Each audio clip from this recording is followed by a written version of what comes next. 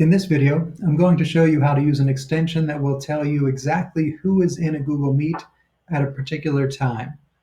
The extension is called Meet Attendance, and you can see the icon here. Um, Interestingly, when you're in a Meet, especially at the very beginning of the time you're using it, it won't actually work without you refreshing the page. So you can see up here, there are no additional icons for the Meet Attendance extension, but there should be. So even though it's working, I'm going to have to click on this, and you see it says reload page to use this extension. So I'll have to actually reload and then rejoin the meeting, which isn't a terrible thing, but it's an odd first step. Once you get it started, you won't need to do that in this meet, but you may need to do it again in future meets.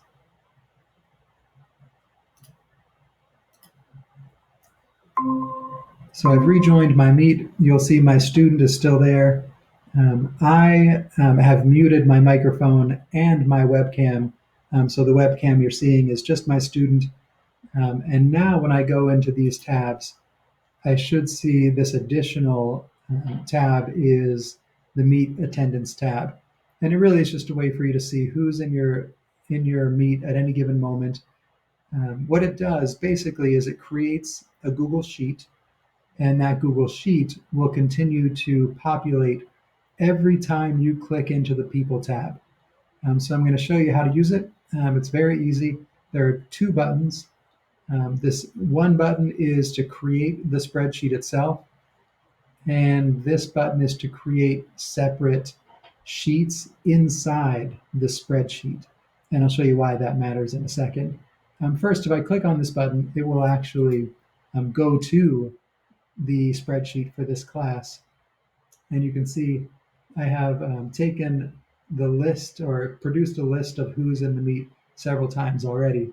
But this is the most recent one. You can see May 14th is today, and I'm in it, and my super student is in it, and it marks the time at 10:48. If I go back to the meet, I can click away. I'll go over to chat, and if I click into people, clicking into people creates another column in that spreadsheet. So I can click back to the spreadsheet, and you should see another column that shows my super student is there, I'm there, and now it's 10:49.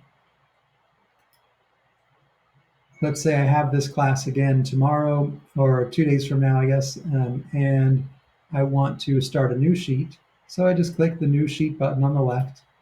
And now every time I go to the People tab from now on, so I can come out, I can teach my class, maybe we do an activity, and I think, I want to see who's here now, who came in the meantime, who has left. I go over to People, and by clicking into the People tab, I should, when I go over to the spreadsheet, see both a new sheet and a new column. So you can see at 10:49, that was my previous time, but now down at the bottom, I see a May 14th tab. And if I click over there now, I see at 10:50, the same two people are still in the meet. And that's pretty much it. That's everything there is to know about this extension. If you want to create a new spreadsheet, you click on this button on the right. So if, for instance, you have a separate meet for a different class and you want that class to have its own spreadsheet, you can start a new spreadsheet. Every day you can start a new sheet or a new tab within that spreadsheet. And then every time you go to People, you will create a new column in that sheet with a list of who's in the meet at that moment. And you might eventually, if you go to the People tab a lot, you might have a whole bunch of these columns from one class session, and you can delete them, you can leave them, whatever you want to do with them. But it's a good way to track who is in your meet when. Finally, if you want to see how to get any extension, but this one in particular, I will include the link. So in the email that I sent with this, you may have received the link, but I'll also show you how to get to it now. You can just do a search for Chrome Web Store. And in the Chrome Web Store, you can just do a search for Meet Attendance, and it should be the first result.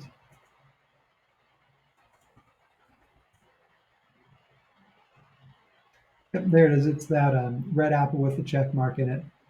I already have the app, so I'm not seeing the Add to Chrome button, but you'll see an Add to Chrome button here. When you click on it, it'll do the typical, request for permissions, but you'll get the ball rolling and be able to install it pretty easily from this point. Let me know if you have questions. Good luck.